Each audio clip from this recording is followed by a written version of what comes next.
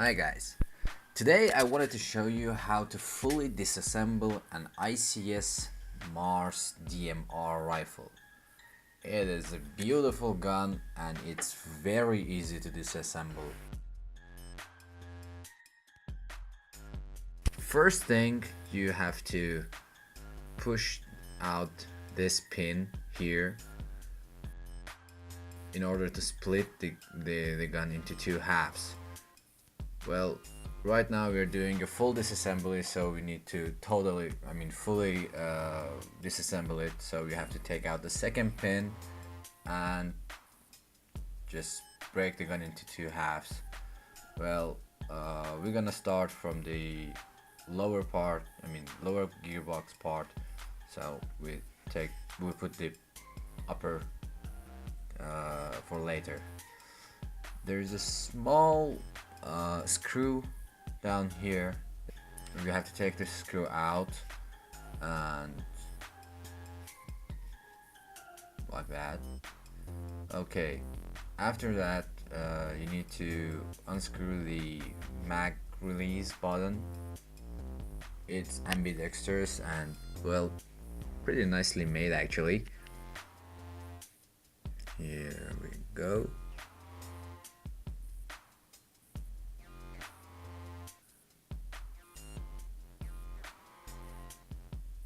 Okay, try to do it on a mat or something like that, so you won't lose any parts. Okay, because there are gonna be a lot of small parts that you might lose. They might pop out or get lost.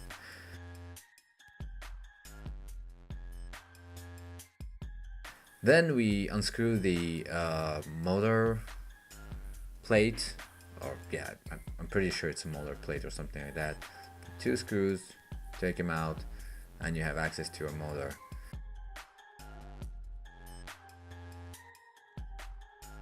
Be careful with the wiring. It is pretty heavy duty, but I mean, if you put too much pressure on them, you can break them. So after taking them both out, we take out the motor.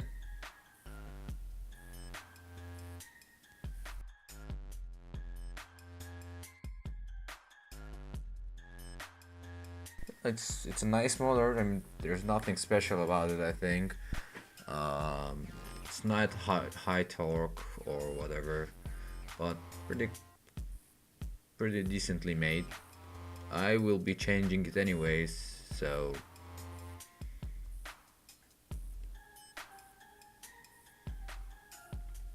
okay. After that, we have to unscrew two screws that are holding the pistol grip. By unscrewing them, we can take out the pistol grip. Doing so, be careful, do it carefully and accurately so you won't cut your wiring or break your wires on the way, because there are two little holes where the wire goes through, so you gotta do it with no additional force. I mean, they'll just pop out if you try to take them out in the right direction.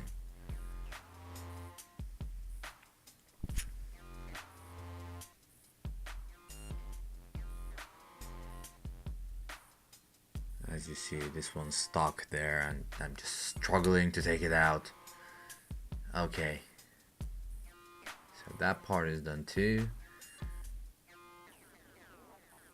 Now to the stock. God, I like this stock. I mean, it looks awesome, it feels awesome, it's big as I like, and it's actually pretty easy to disassemble. So by unscrewing this, I think it's a hex key. It's called a hex key. Yeah, you need a hex key to unscrew it. And actually, I didn't know about it, but the buffer tube. I mean, it's a normal M4 buffer tube. When you try to take out your stock, be careful, because again, the wiring goes through the stock, and while you try to take it off, it might get stuck somewhere in there, and if you put too much force on it, you can just break the wirings, and you need to rewire that or solder it again, which is a pity too. So here we go. It's a fully standard, like 1 2 3 4 5 6 position stock tube. So if you don't like the UKSR stock, you can always change it to any kind of stock you want, but I mean, who would change any UKSR stock? It's awesome. There are 3 screws holding the adjustment plate of the buffer tube, and by taking them out, you'll see that actually your wiring goes underneath the buffer tube. That's just an amazing thing that guys at ICS did finally. I mean, there are no wires being stuck inside your buffer tube, no problems with that, and actually it adds you some battery space. To take out the buffer tube, you're gonna need a longer screwdriver. Well, as you can see here,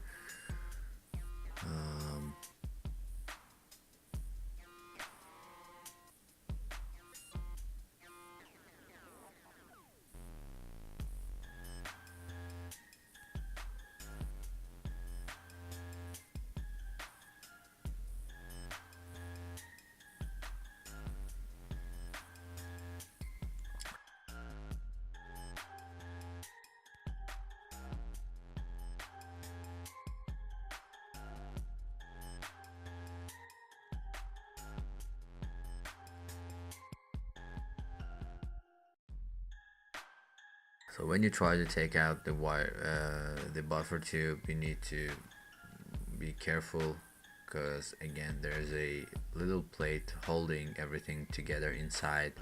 Take out that plate and the screw, and after that you could easily take out your wiring. But beforehand, you need to unplug the fuse, because it won't fit in there, and it's pretty stiff actually. Okay, here we go with that.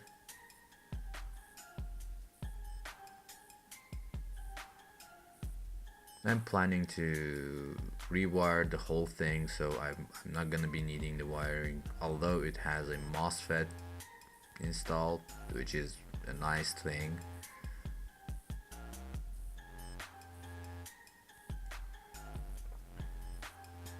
Okay, now we're gonna try to take out the gearbox. Here actually I unscrewed the fire selector switches, but actually if you want just the access, if you want to access the gearbox only, you don't need to do that.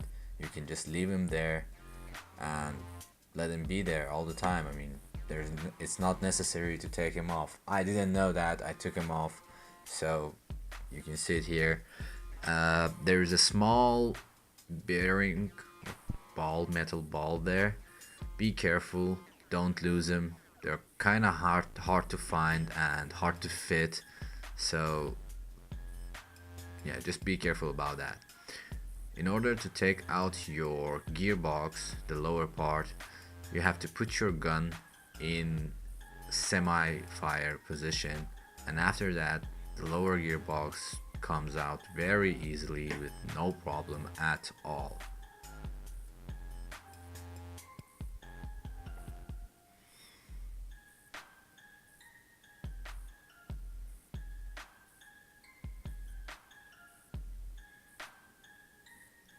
Okay, nice and easy.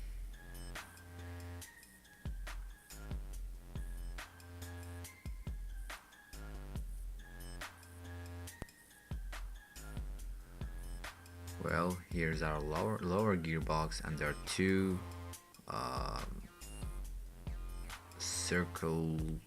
there are two plates for fire selectors.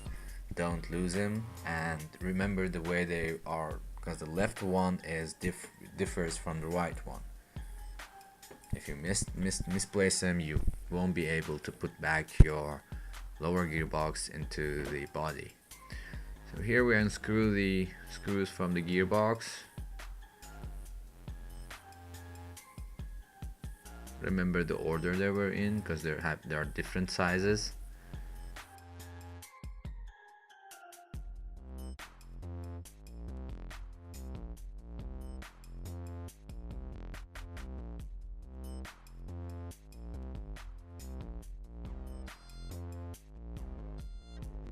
And after that, there is the fire selector pin holding the gearbox together. There are two of these pins, there are two of these gears from each side, and you have to take them out. Yeah, actually, it's enough to take one out, but I mean, if you wanna fully disassemble it, you have to take them both out. So after taking them out,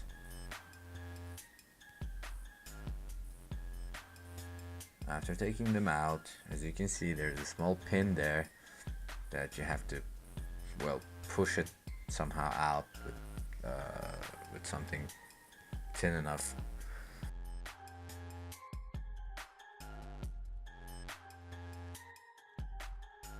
So here we got our gearbox open now, and you can shim or do whatever you want with it.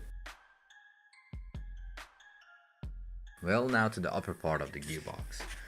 It has a QD spring guide, quick detach, so it's very easy to work on it. You just take out the spring with the hex key again. You have to just put some pressure on it and turn it around for like 45 degrees, and it just pumps out. There's a ball bearing spring guide, which is awesome. I really like that function. Then there are two little screws on top of the gearbox. This is your, I don't know how you guys call it, because I'm not familiar with the names of every part of an AEG. After unscrewing that, nothing would be on your way to just take the upper part apart, take the upper gearbox apart, and see what's inside. So once again, I really don't like it that it has a ported A type, I think, or type 1 cylinder, as long as it's a DMR, and it has to have as much air as it can, but it's a ported cylinder, so I'll be changing that cylinder soon.